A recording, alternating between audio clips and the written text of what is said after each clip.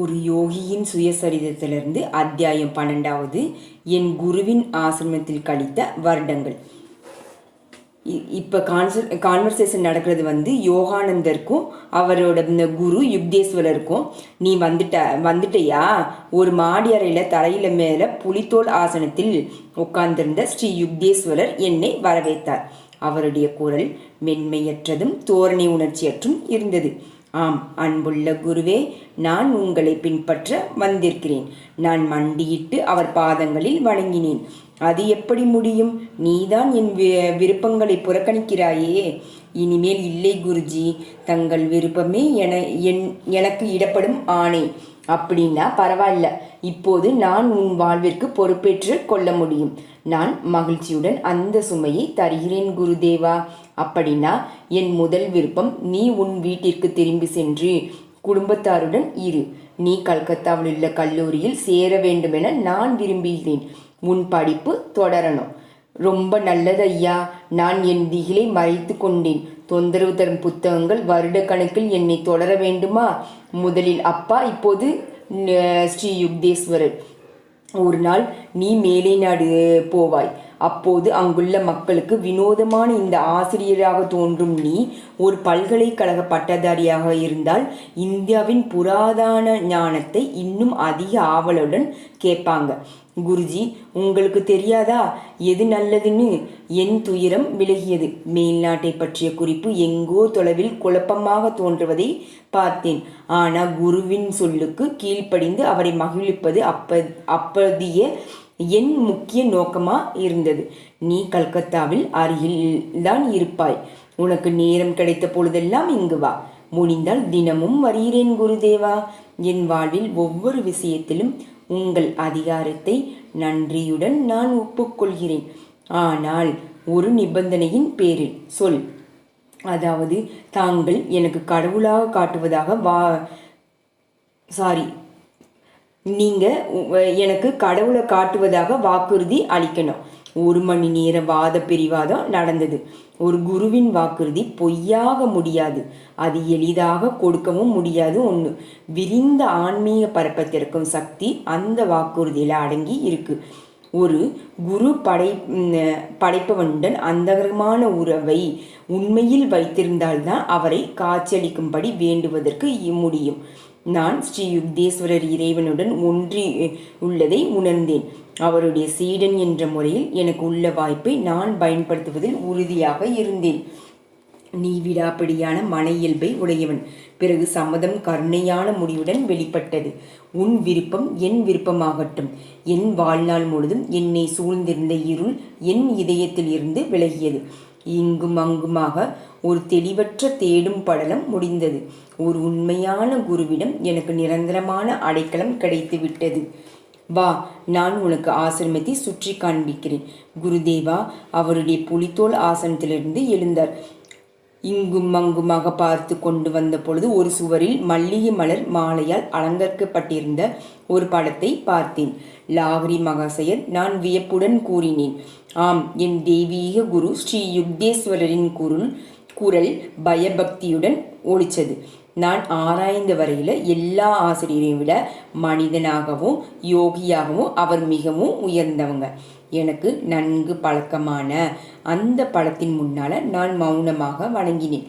என் குழந்தை பருவத்திலேயே எனக்கு ஆசியளித்து இந்த நிமிடம் வரை எனக்கு வழிகாட்டி வந்த ஒப்புயர்வு அற்ற அந்த குருவின் முன் என் ஆத்மா விரைந்து வணங்கியது. குரு முன்னின்று அழைத்து செல்ல நான் வீட்டினுள்ளும் அதை சார்ந்துள்ள இடங்களிலும் நடந்து சென்றேன். பெரியதாகவும் பழமையானதாகவும் பெரிய தூண்களுடன் நன்றாக கட்டப்பட்டதுமான அந்த ஆசிரமம் ஒரு நடுமுற்றத்தை சுற்றி விரிந்திருந்தது. வெளி சுவர்களில் பாசி படர்ந்திருந்தது. புறாக்கள் ஆசிரமத்தின் இடங்களை சடங்குகள் ஏதுமின்றி பகிர்ந்து கொண்டு சாம்பல் நிறமுள்ள தட்டையான கூரையின் மேல் சிறகடத்தி பறந்து கொண்டிருந்தது. பின்னால் இருந்த தோட்டம் மா, பலா, வாழை மரங்களுடன் அழகாக காட்சியளித்தது. அந்த 2 மாடி கட்டிடத்தில் மாடியில் இருந்த அறைகள் கைப்பிடி சுவர்களுடன் கூடிய பால்கனிகளுடன் 3 பக்கங்களில் நடுமுற்றத்தை நோக்கியவாறு இருந்தது. கீழ்த்தளத்தில் இருந்த விசாலமான கூடம் கூரையை தாங்கும் உயரமான தூண்களுடன் அமைந்திருந்தது. அது முக்கியமாக ஆண்டுதோறும் நடக்கும் துர்கா பூஜை உற்சவ காலங்களில் உபயோகப்படுத்தும் என்று குருதேவர் கூறினார். ஒரு குறுகிய மாடிப்படி ஸ்ரீ யுக்தேஸ்வரர் அமரும் அறையை நோக்கி சென்றது. அதன் சிறிய பால்கனி தெருவை நோக்கியவாறு இருந்தது. அந்த ஆசிரமம் சாதாரணமான சாமான்களை கொண்டிருந்தது. ஒவ்வொரு பொருளும் எளிமையாகவும் தூய்மையாகவும் உபயோகத்திற்கு தேவையானதாகவும் இருந்தது. மேல்நாட்டு பாணியில் பல நாற்காலிகள், உட்கார்வதற்கான நீண்ட பெஞ்சுகள், மேஜைகள் ஆகியவை இருந்தன. குருதேவர் என்னை இரவு அங்கேயே தங்கும்படி அழைப்பு விடுத்தார். காய்கறிகளுடனான இரவு சாப்பாடு ஆசிரமத்தில் ஆசிரம பயிற்சி பெற்றுக்கொண்டிருந்த 2 சீடர்களால் பரிமாறப்பட்டது. குருதேவரே, தயவு செய்து தங்கள் வாழ்க்கையை பற்றி கொஞ்சம் சொல்லுங்களேன். அவருடைய புலித்தோலுக்கு அருகில் இருந்த ஒரு கோரைப்பாயில் அமர்ந்திருந்தேன். தோழமையான விண்மீன்கள் பால்கனியை தாண்டி மிகவும் அருகில் உள்ளவனாக தென்பட்டன. என் குடும்ப பெயர் பிரியநாத் கரார். நான் இங்கே செராராம்பூரில் பிறந்தேன். என் தந்தை இங்கே ஒரு பணக்கார தொழிலதிபராக இருந்தார். இப்போது என் ஆசிரமமாக இருக்கும் இந்த பூர்வீகமான மாளிகை அவர் எனக்கு விட்டு சென்றார். என் முறையான பள்ளிக்கூட படிப்பு மிகவும் குறைவு. அது மெதுவானதாகவும் சாரமற்றதாகவும் இருப்பதை கண்டேன். இளைஞனாக இருந்தபோது நான் ஒரு இல்லறத்தனாக பொறுப்பேற்று கொண்டேன். எனக்கு ஒரு மகள் இருக்கிறாள். இப்பொழுது மணமானவள். என் நடுத்தர வயது லாகரி மகாசரின் வழிகாட்டுதலினால் புனிதமடைந்து என் மனைவி இறந்ததும் நான் சந்நியாசம் ஏற்று ஸ்ரீ யுக்தேஸ்வரர் கிரி என்ற பெயரை பெற்றேன். இவ்வளவுதான் என் எளிய வரலாறு. என் ஆர்வமுள்ள முகத்தைக் கண்டு குருதேவர் புன்னகைத்தார். அவருடைய சொற்கள் எல்லா வாழ்க்கை சரித நூல்களைப் போல உள்ள மனிதனை வெளிப்படுத்தாமல் வெளி உண்மைகளை மட்டுமே குறிப்பிட்டன. குருஜி, உங்கள் குழந்தை பருவத்தை பற்றிய சில கதைகளை கேட்க விரும்புகிறேன். நான் உனக்கு சிலவற்றை கூறுகிறேன். ஒவ்வொன்றும் ஒரு படிப்பினையுடன். ஸ்ரீ யுக்தேஸ்வரின் கண்கள் எச்சரிக்கையுடன் மின்னின. என் அன்னை ஒரு தடவை இருட்டறையில் இருப்பதாக ஒரு பிசாசின் பயங்கரமான கதையை கூறி என்னை பயமுறுத்த முயன்றார். நான் உடனேயே அங்கு சென்று அந்த பிசாசை காணாததால் என் ஏமாற்றத்தை வெளியிட்டேன். பிறகு எனக்கு பயங்கர கதையை கூறுவதையே என் அன்னை விட்டுவிட்டார். படிப்பினை பயத்தை நேருக்கு நேர் எதிர்கொள், அது உன்னை தொந்தரவு செய்வதை நிறுத்திவிடும். இன்னொரு சிறுவயதோட நினைவு. பக்கத்து வீட்டுக்காரருக்கு சொந்தமான ஒரு அழகிய இல்லாத நாயிடம் எனக்கு விருப்பம் ஏற்பட்டது. அந்த நாயை பெற நான் பல வாரங்கள் என் வீட்டையே கலக்கி கொண்டிருந்தேன். இன்னும் நன்றாயிருக்கும் நாய்க்குட்டிகளை கொடுப்பதாக சொல்லிய போது கூட நான் அவ்வேண்டுகோளை செவிசாய்க்கவே இல்லை. படிப்பினை ஒன்றின் மேல் வைக்கும் பற்று குருடானது. அது தனக்கு பிடித்தமான இந்த பொருளில் இல்லாத ஒரு கவர்ச்சியை தோற்றுவித்தது. 3வது கதை இளமனதில் எளிதில் வளையும் இந்த தன்மையை பற்றியது. ஒருவரிடம் வேலைக்கு அமர்பவர்கள் அடிமைதான் என்று என் தாயார் எப்போதாவது குறிப்பிடுவதை கேட்டிருக்கிறேன். அது என் மனசுல அழிக்க முடியாமல் மிக ஆழமாக பதிந்துவிடவே திருமணமான பிறகு கூட நான் எந்த வேலையும் ஏற்க மறுத்துவிட்டேன். நான் என் செலவிற்கு வேண்டியதை என் குடும்ப சொத்தை நிலத்தில் முதலீடு செய்து பெற்று வந்தேன். படிப்பினை நல்லவையும் ஆக்கப்பூர்வமானதுமான அறிவுரைகள்தான் சிறுவர்களின் உணர்ச்சி மிக்க செவிகளில் விழ வேண்டும். சிறு வயதில் உண்டாகும் கருத்துக்கள் மரத்தாணி போல பதிந்துவிடும். குருதேவர் அமைதியான மௌனத்தில் மூழ்கினார். கிட்டத்தட்ட நடுநிசியான பொழுது அவர் என்னை ஒரு குறுகிய கட்டிலுக்குள் இட்டுட்டு சென்றார். என் குருவின் கூரையின் கீழ் முதல் இரவில் தூக்கம் ஆழ்ந்து இனிமையாக இருந்தது. யுக்தேஸ்வரர் எனக்கு கிரியாயோக உபதேசம் செய்வதற்கு மறுநாளை தேர்ந்தெடுத்திருந்தார்.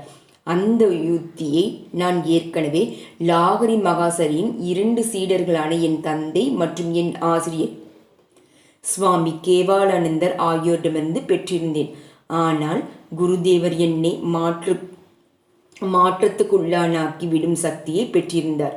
என் உடலை அவர் தொட்டதும் ஒரு பேரொளி கிளர்த்தெளிந்தது. எண்ணற்ற சூரியர்கள் ஒன்று கூடி பிரகாசிக்கும் மகிமையைப் போல தோன்றியது. விவரிக்க இயலாத ஒரு பேரானந்த வெள்ளம் என் இதயத்தின் ஆழம் வரை ஆட்கொண்டது. நான் ஆசிரமத்தை விட்டு கிளம்புவதற்கு மறுநாள் மதியத்திற்கு மேலாகிவிட்டது. நீ இன்னும் 30 நாட்களில் திரும்புவாய் என்ற குருதேவரின் முன்னறிவிப்பு பளித்ததை நினைத்து கொண்டே நான் கல்கத்தாவில் உள்ள என் வீட்டை அடைந்தேன். என் உறவினர்கள் எவரும் நான் பயந்தபடி உயர பறக்கும் பறவை திரும்பி வருவதை பற்றிய குத்தலான சொற்கள் எதையும் சொல்லவில்லை. நான் என் சிறிய பூஜை அறைக்குள் சென்று ஒருவர் அங்கு இருப்பது போல அன்பான பார்வையை அதனிடம் செலுத்தினேன். நீ என் தியானங்களுக்கும் கண்ணீருக்கும் என் சாதனை புயல்களுக்கும் சாட்சியாக நின்றாய். இப்பொழுது நான் என் தெய்வீக குருவின் பாதுகாப்பிற்குள் வந்துவிட்டேன். ஒரு நாள் அமைதியான மாலையில் நானும் என் தந்தையும் ஒன்றாக அமர்ந்திருந்தோம். மகனே, நம் இருவரை பற்றியுமே எனக்கு மகிழ்ச்சிதான். நான் என் குருவை எப்படி ஒரு அற்புத முறையில் சந்தித்தேனோ அப்படியேதான் நீயும் உன் குருவை அடைந்திருக்கிறாய். நம் வாழ்க்கையை லாகரி மகாசயரின் தெய்வீக கரம் காத்து வருகிறது. உன் குரு எங்கோ சென்றடைய முடியாத இமயத்தில் இல்லை, அருகிலேயே இருக்கிறார் என்பதை நீ நிரூபித்துள்ளார்.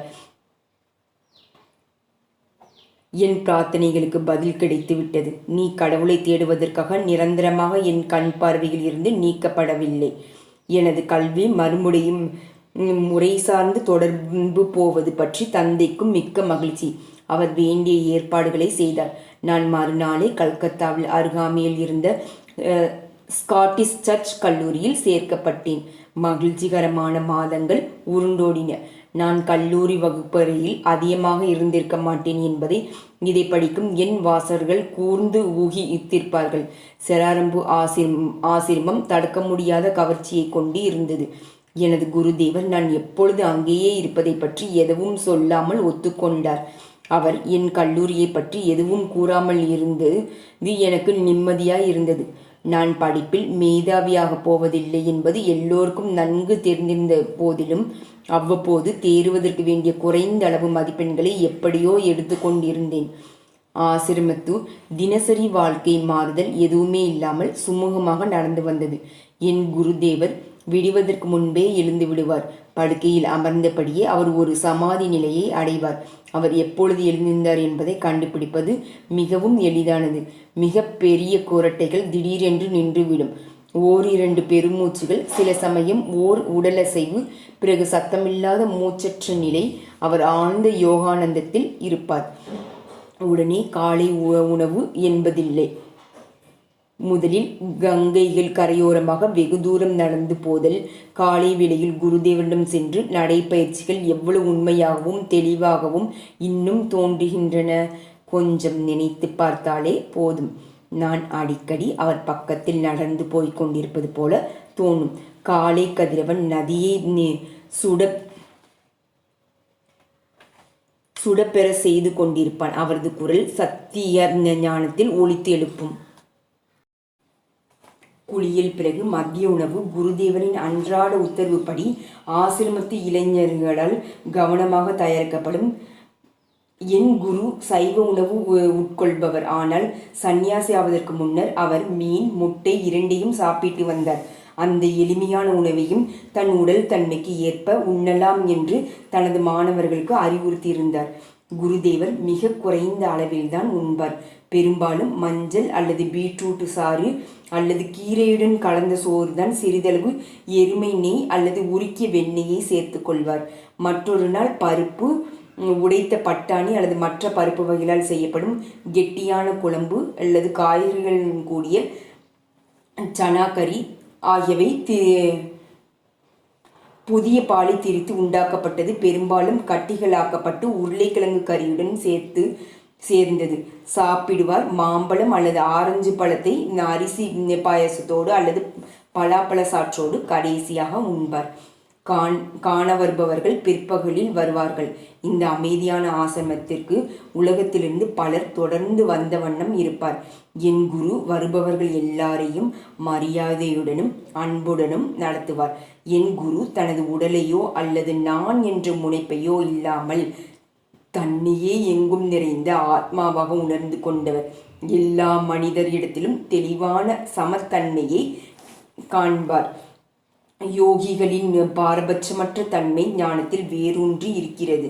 அவர்கள் மாயையின் மாறுபடும் தன்மையினால் பாதிக்கப்படுவதில்லை. அஞ்ஞானிகளின் கருத்துக்களை குழப்பும் விருப்பு வெறுப்பிற்கு என்றும் ஆட்படுவதும் இல்லை. ஸ்ரீ யுக்தேஸ்வரர் அதிகாரத்தில் உள்ளவர்களுக்கோ பணக்காரர்களுக்கோ அல்லது விசேஷ தன்மையுடையவர்களுக்கோ எந்த ஒரு தனிப்பட்ட சலுகையும் காண்பித்ததில்லை. அதே போலவே ஏழைகளுக்கிடையே அல்லது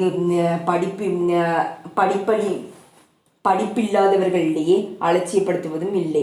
அவர் ஒரு குழந்தையிடமிருந்து கூட மிக மரியாதையுடன் அது கூறும் உண்மை வார்த்தைகளை கேட்பார். சில சமயங்களில் கர்வம் நிறைந்த பண்டிதர்களை கவனிக்காமல் இருந்ததும் உண்டு. 8 மணி இரவு சாப்பாடு நேரம். சில சமயங்கள் அந்த நேரம் வரை வந்தவர்களில் சிலர் தாமதிப்பதும் உண்டு. என் குரு என்றும் தான் மட்டும் தனியே உண்ண விரும்ப மாட்டார்.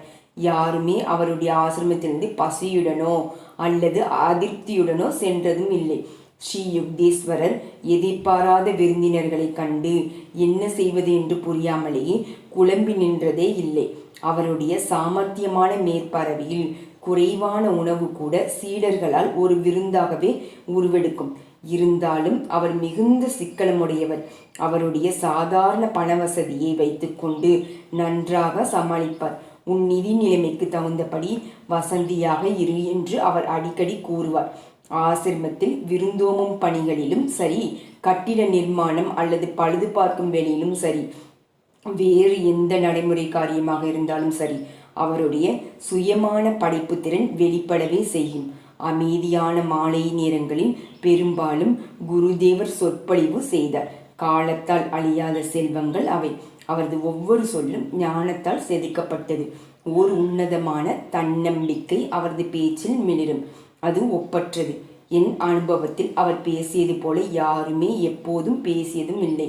அவரது எண்ணங்கள் பகுத்தறிவு என்ற நுட்பமான தராசில் எடை போட்ட பின்னர் தான் பேச்சாக உருவெடுக்கும். உண்மையில் சாரமானது. உடற்கூற்றின் கோணம் உட்பட எல்லாவற்றையும் தன்னுள்ளடக்கிய ஆத்மாவில் இருந்து கசியும் நறுமணத்தை போன்று அவரிடமிருந்து வெளிவரும் உயிருடன் தோற்றமளிக்கும் ஒரு தெய்வத்தின் முன்னிலையில் இருப்பதாக நான் எப்பொழுதும் உணர்ந்திருந்தேன். அவருடைய தெய்வீகத்தின் மகிமை என்னை தானாகவே அவர் முன் தலைவணங்க வைத்தது. விருந்தினர்கள் ஸ்ரீ யுக்தேஸ்வரர் இறைவனிடம் லயித்திருப்பதை கண்டுபிடித்து விட்டால் அவர் உடனே அவர்களை உரையாடலில் ஈடுபடுத்தி விடுவார். அவரால் தான் பெரிய மனிதன் என்பதாக காண்பித்துக் கொள்ளவே முடியாது. மேலும் தான் தனக்குள்ளே லயித்து விடுவதையும் பகட்டாக காண்பித்து கொள்ள மாட்டார். எப்போதும் இறைவனுடன் ஒன்று இருப்பதால் இறைவனுடன் தொடர்பு கொள்ள அவருக்கு தனிமையான நேரமே தேவைப்படுவதும் இல்லை. தன்னையே அறிந்து கொண்டு விட்ட குருவானவர் தியானம் என்கிற படிக்கல்லை விட்டு விடுகிறார். பழம் தோன்றும் பொழுது மலர் தானாகவே விழுந்து விடுகிறது. ஆனால் மகான்கள் சீடர்களுக்கு முன்மாதிரியாக இருக்க வேண்டி ஆன்மீக வழிமுறைகளை விடாமல் பின்பற்றி வருகிறார்கள். நடுநிசியாகும் பொழுது என் குரு தேவர் ஒரு குழந்தைக்குரிய இயல்புடன் தூக்கத்தில் ஆழ்ந்து விடுவார். படுக்கையை பற்றி எந்த அமளையும் கிடையாது. சில சமயங்களில் ஒரு தலையணை கூட இல்லாமல் அவருடைய வழக்கமான புலித்தோல் ஆசனத்தில் கீழிருக்கும் ஒரு குறுகிய பலகையில் படுத்து விடுவார். இரவு முழுதுமே நடக்கும் தத்துவ விவாதங்களும் அபூர்வமானவை அல்ல. எந்த சீடன் வேண்டுமானாலும் அவருடைய தீவிரமான ஆர்வத்தினால் விவாதத்தை தொடங்கலாம். அந்த மாதிரி சமயங்களில் எனக்கு களைப்போ அல்லது தூங்குவதில் ஆர்வமோ இருந்ததில்லை. குருதேவரின் ஜீவன் ததும்பும் சொற்களே போதும். பொழுது விடிந்து விட்டதா, கங்கை கரை பக்கம் நடந்து செல்லலாம். பல சமயங்களில் என் நடுநிசி போதனைகள் இவ்வாறு முடிந்ததுண்டு. ஸ்ரீ யுக்தேஸ்வருடன் நான் இருந்த ஆரம்ப மாதங்கள் ஒரு பயனுள்ள படிப்பினையுடன் முடிந்தது. அது ஒரு கொசுவை எப்படி தந்திரமாக வெல்வது என்பது. வீட்டில் என் குடும்பத்தினர் இரவில் எப்பொழுதுமே பாதுகாப்பான கொசு வலைகளை உபயோகப்படுத்தினர். செராரம்பூர் ஆசிரமத்தில் இந்த முன்னெச்சரிக்கையான வழக்கம் பின்பற்றப்படாததை கண்டு நான் திகிலடைந்தேன். ஆனால் கொசுக்களோ ஆசிரமத்தில் முழுவதுமாக குடிக்கொண்டிருந்தன. என்னை அவைகள் தலையில் இருந்து கால் வரை கடித்தன. குருதேவர் என்னிடம் இரக்கம் அடைந்தார். நீ ஒரு கொசு வலையை வாங்கிக்கொள், அத்துடன் எனக்கும் ஒன்று வாங்கிக் கொடு. அவர் சிரித்தபடி தொடர்ந்தார். நீ உனக்கு மட்டும் ஒன்று வாங்கி கொண்டு விட்டால் எல்லா கொசுக்களும் என் மீதே திரும்பிவிடும். நான் மிக நன்றியுடன் அப்படியே செய்தேன். நான் செராரன்பூரில் தங்கிய இரவு பொழுதெல்லாம் என் குரு என்னை படுக்கை நேர கொசுவலைகளை கட்ட சொல்வது வழக்கம். ஓர் இரவு கொசுக்களின் ஒரு கும்பலே எங்களை சூழ்ந்தது. குருதேவர் வழக்கமான உத்தரவுகளை பிறப்பிக்கவில்லை. நான் கலவரத்துடன் கொசுக்களின் எதிர்பார்ப்புடன் கூடிய ரிங்காரத்தை கேட்டேன். படுக்கையில் படுத்து நான் அவைகளை பொதுவாக நோக்கி அமைதியாக இருக்கும்படி பிரார்த்தனை செய்தேன். ஒரு மணி நேரம் கழித்து குருவின் கவனத்தை ஈர்ப்பதற்காக வேண்டி மெதுவாக இரும்புவது போல் பாசாங்கு செய்தேன். கொசுக்கள் அவைகளின் இரத்த பசிக்கான சடங்கை கொண்டாடி கொண்டிருந்த அந்த சமயத்தில் அவற்றின் கடியினாலும் முக்கியமாக ரிங்காரத்தினாலும் நான் பைத்தியமாகி விடுவேன் என நினைத்தேன். குருதேவரிடமிருந்து பதிலுக்கு எந்த அசைவும் இல்லை. நான் ஜாக்கிரதையாக அவர் அருகில் சென்றேன். அவர் மூச்சு விடவில்லை. அவர் யோக நிஷ்டையில் இருக்கும்போது நான் மிக அருகில் சென்று பார்ப்பது இதுதான் முதல் தடவை. எனக்கு ஒரே பயமாகிவிட்டது. அவர் இதயம் நின்று விட்டிருக்க வேண்டும். நான் ஒரு கண்ணாடியை அவர் மூக்கின் அருகில் பிடித்தேன். அதில் மூச்சின் ஆவி படியவில்லை. என்னை இன்னும் நிச்சயப்படுத்திக் கொள்வதற்காக நான் அவர் மூக்கையும் வாயையும் என் விரல்களினால மூடினேன். அவர் உடல் ஜில்லிட்டும் அசைவற்றும் இருந்தது. ஒரே குழப்பத்தில் நான் உதவிக்கு யாரையாவது அழைக்க கதவின் பக்கம் திரும்பினேன். அப்படியா, புதிதாக அரும்பும் ஆராய்ச்சியாளரே, பாவம் என் மூக்கு. குருதேவரின் குரல் சிரிப்பினால் குலுங்கியது. நீ ஏன் தூங்க செல்லக்கூடாது? உனக்காக முழு உலகமே மாறுமோ? உன்னை மாற்றிக்கொள். கொசுக்களின் நினைவை விட்டொளி. நான் பணிவுடன் என் படுக்கைக்கு திரும்பினேன். என் அருகில் ஒரு கொசு கூட வர துணியவில்லை. முதலில் குருதேவர் கொசுவலைக்கு ஒப்புக்கொண்டது வெறுமனே என்னை மகிழ்விக்கத்தான் என்பதை புரிந்து கொண்டேன். அவருக்கு கொசுக்களிடத்தில் எந்த பயமும் இல்லை. யோக சக்தியினால் கொசுக்கள் அவரை கடிப்பதும் தடுக்க முடிந்தது. அல்லது அவர் நினைத்தால் அது இதிலிருந்து தப்பி தாக்கப்பட முடியாத தன் உள்ளுக்குள் ஒன்றிவிடவும் முடியும். அவர் எனக்காக நிரூபித்து காட்டி இருக்கிறார். நான் நினைத்தேன், நான் அந்த விதமான யோக நிலையை அடைய முயல வேண்டும். கவனத்தை திசை திருப்பும் கணக்கற்ற தொல்லைகள் இந்த உலகத்தில், அவைகளுக்கு பஞ்சமே இல்லை. வண்டுகளின் ரிங்காரத்தை போல, பகல் வெளிச்சம் போல எதையும் கண்டு கொள்ளாமல் ஒரு உண்மையான யோகி உயர் உணர்வு நிலையை அடைந்து அதில் லயித்துவிட முடியும். சமாதியின் முதல் நிலையில் ஒரு பக்தன் வெளி உலகத்துடன் தொடர்பு கொள்ளும் இந்திரிய உணர்வுகளை அடைந்து விடுகிறான். பிறகு அவனுக்கு பண்டைய ஏடன் நகரத்தை விட தெளிவான உள்வெளியான ஒளிகளும் காட்சிகளும் பரிசாக கிடைக்கப்பெற்றன. படிப்பினை அளிக்கக்கூடிய இந்த கொசுக்கள் ஆசிரமத்தில் சீக்கிரத்திலேயே இன்னொரு பாடத்தையும் கற்பித்தன. அது மாலையின் இதமான அந்தி நேரம். குருதேவர் புராதனமான நூல்களை ஒப்புவமை இல்லாது விளக்கி கொண்டிருந்தார். அவரது காலடியில் நான் முழு அமைதியுடன் அமர்ந்திருந்தேன். ஒரு முரட்டுத்தனமான கொசு அந்த சொற்பொழிவின் போது என் கவனத்தை சிதைக்க போய்விட்டது. அது என் தொடை மேல் தன் விசத்தன்மையுடன் தோலை துளைக்கும் ஊசியை செலுத்தவே என் கை பதிலடி கொடுக்க தானாகவே எழும்பியது. கொல்லப்போவதை நிறுத்து. சரியான சமயத்தில் எனக்கு பதஞ்சலியின் அகிம்சையை பற்றி சூத்திரம் நினைவிற்கு வந்தது. நீ ஏன் அந்த வேலையை முடிக்கவில்லை? குருதேவா, கொள்வதை நீங்கள் ஆதரிக்கிறீர்களா? இல்லை, ஆனால் உன் மனதில் நீ ஏற்கனவே மரண அடியை கொடுத்து விட்டாயே. எனக்கு புரியவில்லை. அகிம்சை என்பதன் மூலம் பதஞ்சலி கூறியிருப்பது கொள்வதற்குள்ள விருப்பத்தை நீக்க வேண்டும் என்பதுதான். என் மன ஓட்டத்தை ஸ்ரீ யுக்தேஸ்வரர் ஒரு திறந்த புத்தகத்தை போல படித்தறிந்து விட்டார். இந்த உலகம் அகிம்சையை உள்ளபடியே செயல்முறைக்கு கொண்டு வர முடியாதபடி ஒரு அசௌகரியமான நிலையில் வைக்கப்பட்டிருக்கிறது. மனிதன் தீமை தரக்கூடிய ஜந்துக்களை முழுவதும் அழிக்க கட்டாயப்படுத்தப்படலாம். ஆனால் அவருக்கு கோபமோ விரோதமோ ஏற்பட வேண்டிய கட்டாயம் எதுவுமே இல்லை. மாயையின் சூழ்நிலையில் எல்லா ஜீவன்களுக்கும் சமமான அதிகாரம் உண்டு. படைப்புல ரகசியத்தை கண்டறியும் ஞானிக்கு இயற்கையின் எண்ணற்ற குழப்பத்தை தரும் படைப்புகளுடன் சுமூகமாக வாழவும் முடியும். அழிவின் மேலுள்ள விருப்பத்தை வெற்றி கொள்வதனால் எல்லா மனிதர்களும் இந்த உண்மையை அறிய முடியும். குருதேவா, ஒரு கொடிய மிருகத்தை கொல்லாமல் மனிதன் தன்னை பலியாக கொடுத்து விடலாமா? கூடாது. மனித உடல் விலைமதிப்பற்றது. அதன் தனித்தன்மை பொருந்திய மூளையினாலும் முதுகு தண்டின் மையங்களினாலும் அது மிக உயர்ந்த பரிணாம வளர்ச்சியை பெற்றிருக்கிறது. இவைகள் மூலமாக ஒரு முன்னேறிய பக்தனால் தெய்வீகத்தின் உன்னதமான தன்மையை முழுமையாக புரிந்து கொள்ளவும் வெளிப்படுத்தவும் முடியுது. கீழ்நிலையில் உள்ள எந்த உயிரினத்திற்கும் அந்த வசதி இல்லை. மனிதன் ஒரு பிராணியையோ அல்லது உயிரியையோ அவசியம் கொள்ள நேரும் பொழுது அவருக்கு ஒரு சிறு பாபக்கடன் ஏற்படவே செய்கிறது என்பது உண்மை. ஆனால் புனித சாஸ்திரங்கள் மனித உயிரை அவசியமற்ற முறையில் இழப்பது கர்ம விதியை கடுமையாக மீறுவதாகும் என்று போதிக்கின்றன. நான் நிம்மதியுடன் பெருமூச்சு அறிந்தேன்.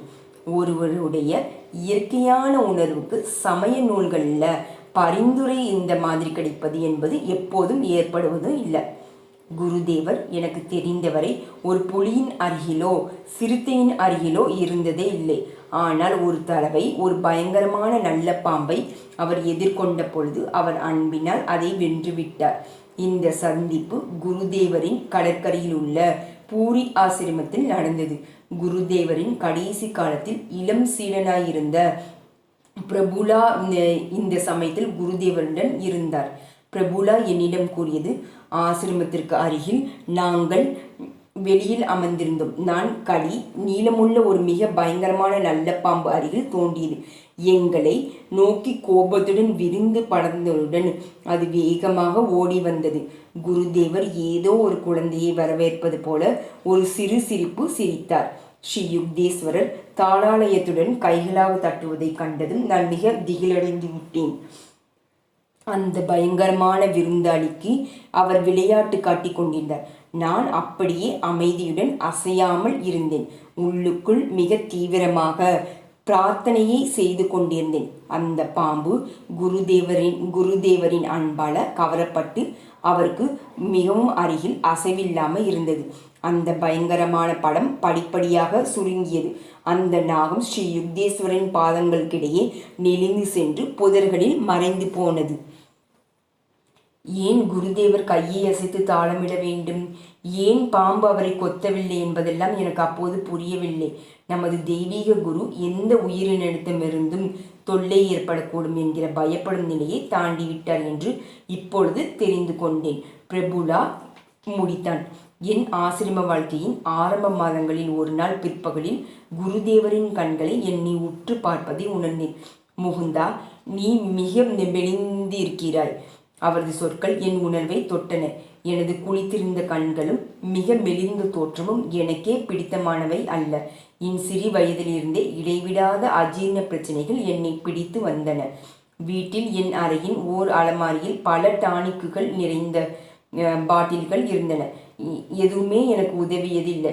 சில சமயங்களை இந்த மாதிரியான பலவீனமான உடலை வைத்து கொண்டு வாழும் வாழ்க்கையில் அர்த்தமாகிறதா என்று வருத்தத்துடன் என்னை நானே கேட்டுக்கொள்வேன்.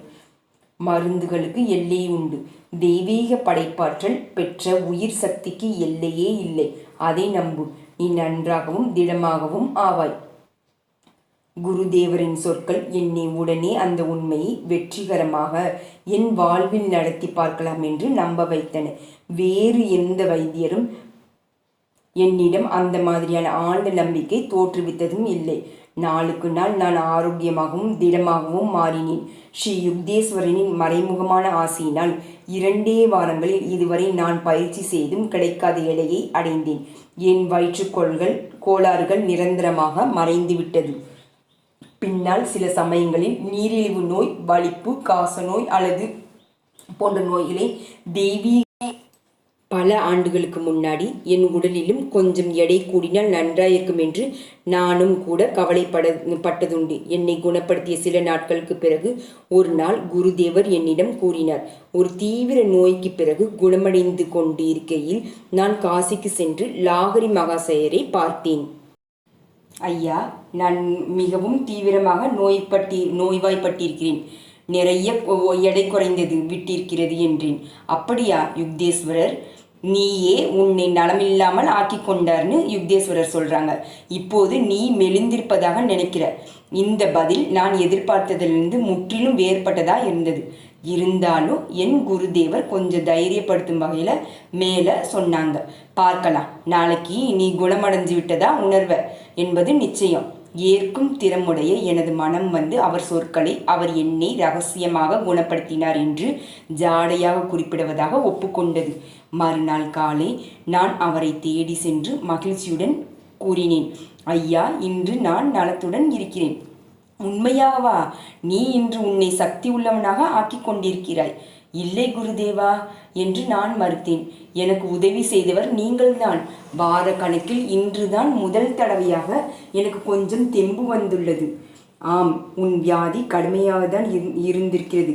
உன் உடல் இன்னும் பலவீனமாக தான் இருக்குது. நாளைக்கு அது எப்படி இருக்குன்னு யாரால் சொல்ல முடியும்? என் பலவிடம் மறுபடியும் திரும்பி விடலாம் என்ற எண்ணமே எனக்கு பயத்துடன் கூடிய நடுக்கத்தை தோன்றியது. அடுத்த நாள் காலை மிகுந்த சிரமத்துடன் தான் லாகரி மகாசேரின் வீட்டிற்கு போக முடிந்தது. ஐயா, நான் மறுபடியும் நோயால் துன்பப்படுறேன். என் குருவின் பார்வை குறியுடன் இருந்தது. அப்படியா? நீ மறுபடியும் நோய் வரவழைத்து கொண்டு விட்டாயா? நான் பொறுமை இழந்து கூறினேன், குருதேவா, நாளுக்கு நாள் நீங்கள் என்னை கேலி செய்திருக்கிறீர்கள் என்று எனக்கு இப்போதுதான் புரியுது. நான் உண்மையாக கூறும் செய்திகளை நீங்கள் ஏன் என்னை நம்ப மறுக்கிறீங்கன்னு எனக்கு புரியல. உண்மையில உன் எண்ணங்கள் தான் உன்னை மாறி மாறி நலமுறவும் நோயுறவும் செய்யுது. என் குரு என்னை அன்புடன் பார்த்தார். உன் உள்மனதில் நீ என்ன எதிர்பார்க்கிறாயோ அதற்கு தகுந்தாற்போல் உன் ஆரோக்கியம் அமையுது என்பதை நீயே பார்த்தாய். மின்சாரம் அல்லது புவியீர்ப்பு இவைகளைப் போல எண்ணமும் ஒரு சக்திதான். மனிதனின் மனம் என்பது எல்லாம் வல்ல இறைவனின் உணர்வின் ஒரு சிறு பொறிதான். உன் சக்தி வாய்ந்த மனம் எதை தீவிரமாக நம்புதோ அது உடனே நடக்கவும் செய்து என்பதை நான் உனக்கு காட்ட முடிந்தது.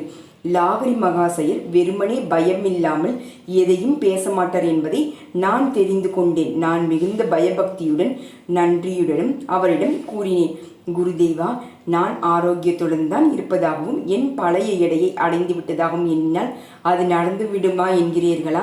ஆம், அப்படிதான். இந்த சனத்தில் கூட அவர் சிந்தனையுடன் பேசினார். என் குருவின் பார்வை என் கண்களில் லயித்திருந்தது. நான் உடனே என் உடலில் சக்தி மட்டுமில்லாமல் எடை கூடுவதை உணர்ந்தேன். லாகரி மகாசயர் மௌனத்தில் ஆழ்ந்து விட்டார். அவர் காலடியில் சில மணி நேரம் அமர்ந்திருந்த பிறகு நான் என் அன்னையின் இல்லத்திற்கு சென்றேன். நான் காசிக்கு வரும்போதெல்லாம் அங்குதான் தங்குவது வழக்கம். என் மகனே, என்ன ஆனது? நீர் கட்டி கொண்டதால் உன் உடல் வீங்கிவிட்டதா? அம்மாவினால் தன் கண்களையே நம்ப முடியலையே. என் உடல் தற்சமயம் என் வியாதிக்கு முன்னால் இருந்ததைப் போல நன்றாகவும் ஆரோக்கியத்துடனும் தென்பட்டது. என் எடை ஒரே நாளில் 50 பவுண்டு கூடியிருப்பதை பார்த்தேன். அந்த எடை பிறகு நிரந்தரமாக நிலைத்து விட்டது. என்னுடைய ஒல்லியான உருவத்தை கண்டிருந்த நண்பர்களும் தெரிந்தவர்களும் இப்போது ஆச்சரியத்தில் ஆழ்ந்தார்கள். இந்த அதிசயத்தின் காரணமாக பல பேர்கள் தங்கள் வாழ்க்கை முறைகளை மாற்றிக்கொண்டு லாகரி மகாசரின் சீடர்களாகவும் ஆனாங்க. எனது குரு கடவுளின் விழிப்புணர்வோடு இருந்தேமேனால இந்த உலகமானது படைப்பவனின் கனவு ஒரு வடிவம் எடுத்துள்ள இடந்தானின்றி வேறில்லை என்பதை தெரிந்து கொண்டார். லாகரி மகாசயர் தன்னை முழுவதும் தெய்வீக கனவு காண்பவனோடு ஐக்கியப்படுத்தி கொண்டதன் காரணமாக நடைமுறை உலகின் கணுவணுக்கள் எதையும் அவர் விரும்பியபடி தோற்றுவிக்கவோ அல்லது அழிக்கவோ அல்லது மாற்றி அமைக்கவோ முடிந்தது. எல்லா படைப்புகளும் ஒரு விதிமுறையால் ஆளப்படுகின்றன என்று ஸ்ரீ யுக்தேஸ்வரர் சொல்லி முடித்தார். வெளி பிரபஞ்சத்தில் செயல்பட்டு விஞ்ஞானிகளால் கண்டறியக்கூடிய சித்தாந்தங்கள் தான் இயற்கை விதிகள் என்று சொல்லப்படுது. ஆனால் இதை விட நுட்பமான விதி மறைந்திருக்கும் தெய்வீக தலங்களையும் உணர்வு நிலையின் உட்பரப்புகளையும் ஆளுது. இந்த விதிமுறைகள் யோக விஞ்ஞானத்தின் மூலமாக தெரியப்படக்கூடியது தான். பொருட்களின் உண்மையான இயல்பை புரிந்து கொள்ளக்கூடியவர் இந்த பௌதீக விஞ்ஞானியர்கள் இல்லை. தன்னையே உணர்ந்து கொண்ட ஞானிகளால் தான் அது முடியும். அதே போல் ஞானத்தினால தான் தன் சீடன் ஒருவனால் துண்டிக்கப்பட வேலைக்காரரின் காதை கிறிஸ்துவனினால் திரும்பவும் பழைய நிலைக்கு கொண்டு வரவும் முடிந்தது. என் குரு சமய நூல்களை விளக்குவதில் ஒப்புவமை அற்றவர். என் பல ஆனந்தமான நினைவுகள் அவரது சொற்பொழிவுகளின் போது ஏற்பட்டவைதான். ஆனால் அவரோட மணியான கருத்துக்கள் கவனிக்கப்படாமலோ அறிந்து கொள்ளப்படாமலோ போனதும் இல்லை. என் உடலின் நிலை கொள்ளாத ஒரு ஆசைவோ அல்லது என்னுடைய கவனக்குறைவு என்று ஒரு சிறு தவறோ குருதேவருடைய பிரசங்கத்தை திடீரென நிறுத்துவதற்கு போனதுமானது. நீ இங்கு இல்லை. நீ யுக்தேஸ்வரர். ஒரு நாள் மாலை அவர் பேச்சை நிறுத்திவிட்டு இதை கூறினார். எப்போதும் போல் அவர் என் கவனத்தின் பாதையை விடாமல் கவனித்து வந்திருக்கிறார். குருஜி, என் குரல் எதிர்ப்பை தெரிவித்தது. நான் அசையவே இல்லை. என் கண்ணிமைகள் இமைக்கவே இல்லை. நீங்கள் கூறிய ஒவ்வொரு சொல்லையும் நான் திரும்ப கூற முடியும். இருந்தாலும் நீ முழுமையான கவனத்தோடு என்னுடன் இல்லை. நீ மறுப்பு தெரிவித்தால் நான் கூற வேண்டியிருந்தது. உன் மனதில் பின்னே இல்லை. நீ 3 ஸ்தாபனங்களை படைத்து கொண்டிருக்கிறார். ஒன்று சமவெளியில் இயற்கை வனப்புள்ள ஏகாந்தமான இடம், இன்னொன்று மலை உச்சியில், இன்னொன்று கடற்கரை பக்கமாக. மங்களமாக தோன்றிய இந்த வெண்ணங்கள் உண்மைகள் அநேகமாக என் உள் மனதில் இருந்திருக்கு. நான் அவரை மன்னிப்பு கோரும் வகையில் நோக்கினேன். என் உள்ளத்தில் தற்செயலாக தோன்றும் எண்ணங்களை கூட ஊடுருவ விடும் குருவை வைத்து கொண்டு நான் என்ன செய்வது? நீ அந்த உரிமை எனக்கு அளித்திருக்கிறாய். நான் விளக்கி கூறும் நுட்பமான கருத்துக்களை முழு கவனமில்லாமல் உன்னால் கிரகித்து கொள்ளவும் முடியாது. அவசியமில்லாமல் நான் மற்றவர்களின் மனதில் தனிமையை ஊடுருவி பார்ப்பதும் இல்லை. தன் எண்ணங்களினோட ரகசியமாக திரிவதற்கு மனிதனுக்கு இயற்கையான சலுகையும் இருக்கு. அலையாமல் இறைவனும் அங்கு நுழைவதும் இல்லை. நானும் அங்கு தலையிட முயற்சித்ததும் இல்லை. நீங்கள் எப்போதும் வேண்டுமானாலும் வரலாம் குருதேவா. உனது கட்டிட கனவுகள் எல்லாம் வருங்காலத்தில் மெய்யாகும். இப்போதெல்லாம் படிக்க வேண்டிய காலம். இப்படி தற்செயலாக என் குருதேவர் அவருக்கே உரிதான எளிய முறையில் என் வாழ்க்கையை நடக்கப் போகும் 3 சம்பவங்களை பற்றி அவர் தெரிந்திருந்ததை குறிப்பிட்டார். எனது சிறு வயதிலிருந்தே 3 கட்டிடங்களின் உருவங்கள் ஒவ்வொன்றும் வெவ்வேறு இடங்களில் இருப்பது போல காட்சிகள் புதிர் போல தோன்றி வந்ததை கண்டிருக்கிறார். ஸ்ரீ யுக்தேஸ்வரர் கூறிய வரிசையில் கிரமப்படி இந்த காட்சிகள் இறுதியில் உருவப்பெற்றன. முதலில் வந்தது நான் ராஞ்சியில் சமவெளியில் நிறுவிய சிறுவர்களுக்கான ஒரு யோக பாடசாலை.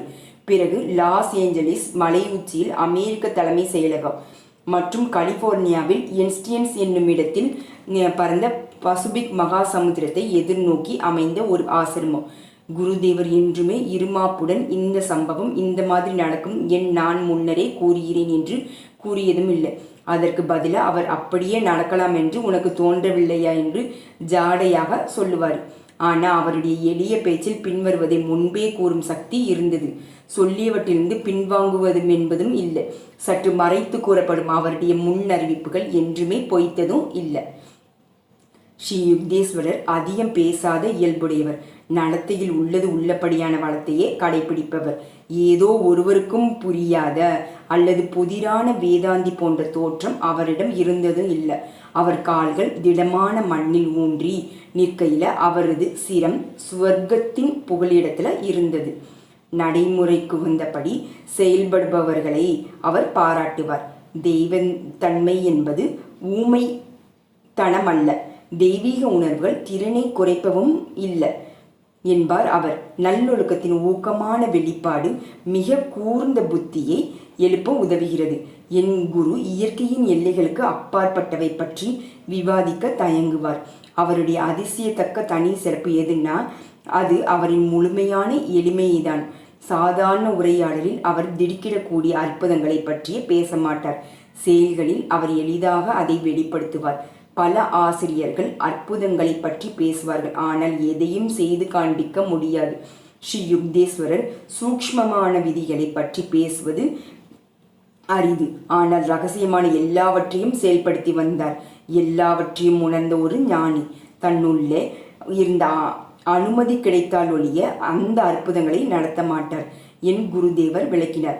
கடவுள் தன் சிருஷ்டியின் ரகசியங்கள் ஒழுங்கற்ற முறையில் வெளிப்படுத்தப்படுவதை விரும்பவில்லை. அத்துடன் ஒவ்வொரு மனிதனும் உலகத்தில் அவனுடைய சுதந்திரமான எண்ணத்திற்கு இயல்பான உரிமை பெற்றிருக்கிறார். ஒரு ஞானி அந்த சுதந்திரத்தில் தலையிடவும் மாட்டார். ஸ்ரீ யுக்தேஸ்வரரின் வழக்கமான மௌனம் அவருடைய ஆழ்ந்த இறை தரிசனங்களால் ஏற்பட்டதுதான்.